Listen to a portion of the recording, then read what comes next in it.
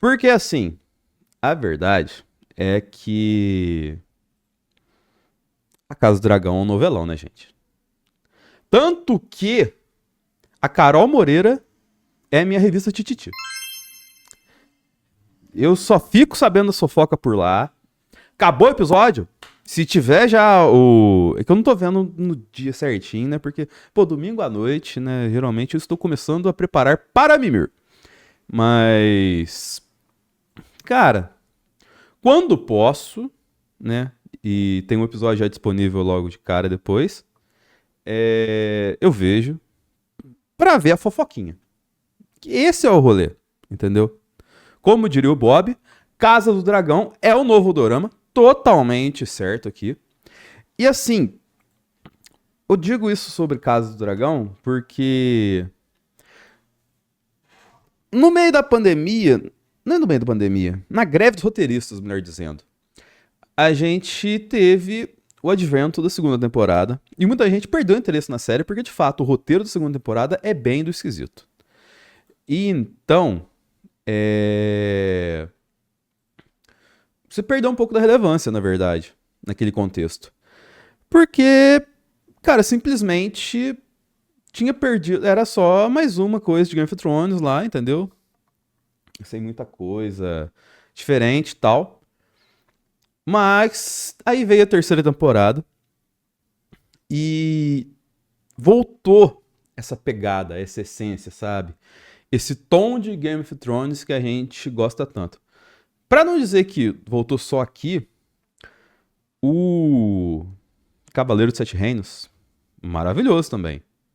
Vai, entre aspas, pega o melhor dos dois mundos, que é o Game of Thrones for everyone, né? Pra todo mundo, né? Pra família assistir Game of Thrones. E do outro lado, pegou a magia de Westeros, assim, entendeu? Então, e contando uma história que seria totalmente feita por coadjuvantes, mas com a essência e com a malemolência dos Sete Reinos, né? E aí vem essa temporada. E, cara, os erros imbecis na temporada fazem sentido, entendeu? Porque são erros que pegam a gente também, principalmente no ego. O erro que eu tô falando que não é erro de roteiro e nem de história. É erro que os personagens cometem. E isso é muito legal. Isso é muito maneiro você ter a noção do rolê, entendeu? De você ver que o personagem tá tentando fazer o certo, só que ele erra. Ele é uma coisa errante também. Ele tem vários fatores à sua volta que fazem com que ele cometa erros, desde os mais bobos, como por exemplo o ego, né? Como eu citei, até os mais interessantes e mais complexos, como os que a Rhaenyra tenta lidar nesses últimos episódios, principalmente, que é mais voltado para um olhar feminino. E isso também é legal por outro ponto, que a gente tem menos no feminino no Game of Thrones, na Casa do Dragão, em relação ao que a gente tinha no Game of Thrones. E as nuances de uma mulher na Rhaenyra parecem ao passo que não impedem ela de ser a líder que ela é, entendeu? A, aí, e, tipo, ela tem que lidar com as coisas e com as consequências das coisas que ela faz, ao mesmo tempo que ela tem que ser uma mãe, que ela tem que lidar com a própria genética dela, que ela tem que se impor numa sociedade que, naquele contexto, já não vê tanto como qualquer história de nobreza, né? Um valor no feminino, a não ser o carnal, mas que ela tem que se impor como rainha que ela de fato é. Rainha de direito, né? Que a própria diz na série. Mas não é só ela que é um destaque interessante que eu vejo nesse ponto do valorizar o feminino. A Alicent também, porque ela usa a sensatez sem deixar de proteger o que dá no seu entorno familiar ali, entendeu? Ela também é responsável por protecionismos feitos de modo errado, por ego, mais uma vez, de se sentir colocada de escanteio e para isso não valorizar algumas coisas que seriam importantes para que ela seguisse em frente, entendeu? Então, assim, cara, é muita coisa muito bem colocada, entendeu? E isso tudo funciona porque, pelo menos até aqui, até metade da temporada, é reflexo de que o roteiro tá sendo bem construído. Ao contrário da última temporada, que parecia que só tinha que levar de um A mais B. E na hora que aconteceu o quebra-pau, acabou a temporada, que aconteceu nesse primeiro episódio. Excelente primeiro episódio. Que tem muito cara de um penúltimo episódio de uma série de HBO, entendeu? Onde tudo acontece e tudo mais. Mas não é só nesse ponto. Aí a gente descendo um andarzinho aqui. A gente tem pequenos movimentos também que eles servem para enriquecer coisas grandiosas que vão acontecer lá na frente. Ou tentam fazer isso. Por exemplo, o Christian Cole, ele, depois que teve a derrota na última temporada, ficou totalmente lá a bublé das ideias. E aí ele ficou nesse ponto, vou só fazer aqui por receber, por contar aqui o que tem que fazer, meu compromisso moral e tudo mais e tal assim. Ele era só um NPC no rolê, mas ele se preocupava em não morrer. E sendo NPC, ele agora encontrou um ponto onde ele é útil, entendeu? De ser um exército pontual, de ser um exército colateral de... Pô, já que todo mundo esqueceu dele, eu vou na onde as pessoas menos esperam que eu vá chegar. Entende? Então, assim, é pequenas coisinhas assim que enriquecem tudo isso que eu tô falando. Outra coisa que isso compõe também personagens marcantes que não necessariamente protagonizam a história.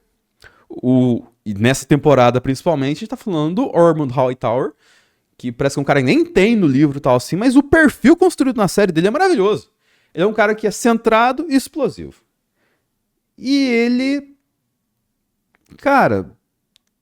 Ele é uma nuance muito carismática, assim. A nível... Cara, logicamente não chega, mas... Tem nuances de Cersei nele, sabe?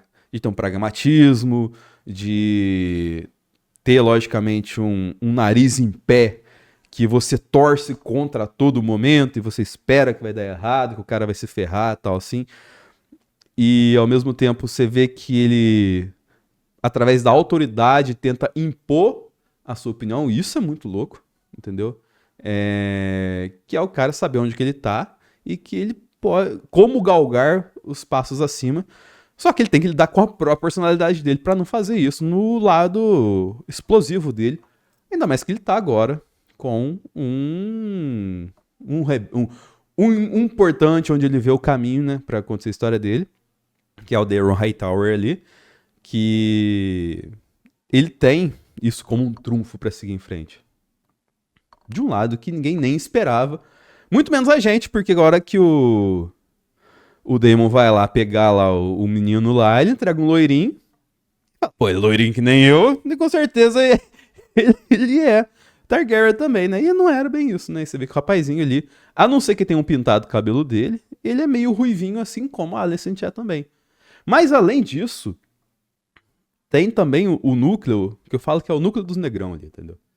Que é a galera que se arrumou, entendeu? Das navegações ali, que tem aquela primeira batalha, assim, que eles perdem tudo, mas pelo fato de eles estarem do lado da Rhaenyra, eles conseguem ter um caminho pra seguir em frente ali. E, cara, eles de fato foram muito importantes naquele momento, porque eles fizeram a vitória da Rhaenyra acontecer e possibilitaram ela chegar, mesmo perdendo um filho no caminho, né?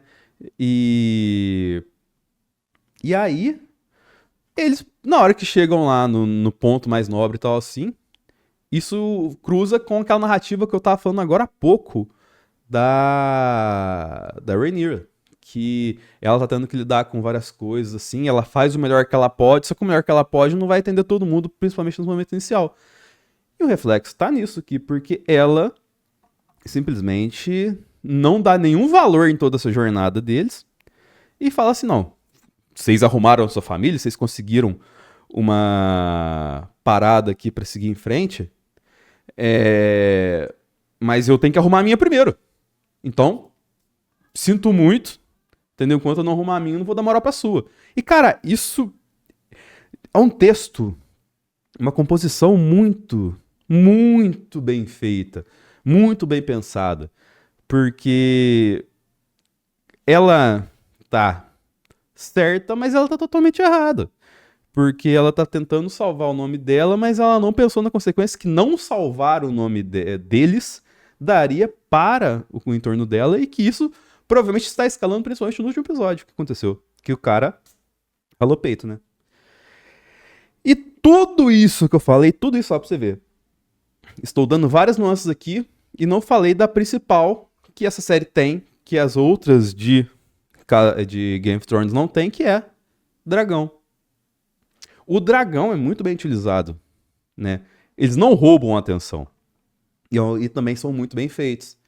Eles integram muito bem a realidade com 3D, entende? Eu até acho que não tem muita coisa de IA, assim, não ser...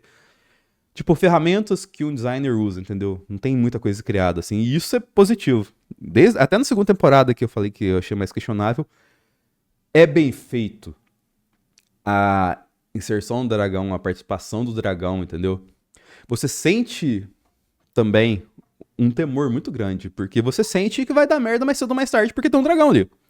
Então você tem um temor, o bicho te faz temer o rolê. E por mais que eu tô falando aqui, isso é maravilhoso, porque soa natural, soa orgânico. E não é toda a obra que consegue colocar o magnífico, né? A gente vai falar daqui a pouquinho no He-Man, por exemplo. O magnífico de modo orgânico que você sente, pô, vai dar ruim aqui. E pra fechar o que eu tenho que falar de Casa do Dragão, maravilhoso, sigam assistindo se vocês não começaram a assistir. Começam agora mesmo. Vou trazer o comentário do nosso querido Mal Mal aqui, ó. Casa do Dragão é uma série voltada para a força feminina. Rhaenyra e Alicent são a própria definição de força, inteligência, sagacidade, empatia e tudo mais. Mulheres brabas demais. E o nosso boa noite para vocês. E também para você que acompanhou a gente aqui. Só acompanhe a Casa do Dragão, porque tá uma jornada muito da hora, sabe? E espero que continue assim. E também espero que não estiquem, né? Porque tô vendo que tem mais gente falando. Geralmente quando acontece isso, ainda mais tratando de Warner, né? Que um acionista adora entrar numa sala na Warner. A chance de colocar tudo a perder é gigantesca, né? Mas enfim, é isso, né? Espero que vocês gostem. Espero que eles estiquem, se tiver que esticar alguma coisa, coisas esticáveis. Eu fiquei sabendo recentemente que, por mais incrível que tenha sido o Cavaleiro dos Sete Reinos, parece que tem material pra fazer 11 temporadas. Não dá pra fazer 11 temporadas essa série. O moleque vai crescer daqui 2 dias. Entendeu? Acho que eles gravaram uma segunda aí. Faz uma segunda, faz uma terceira e só. Não estica mais o negócio, não. E tenho dito.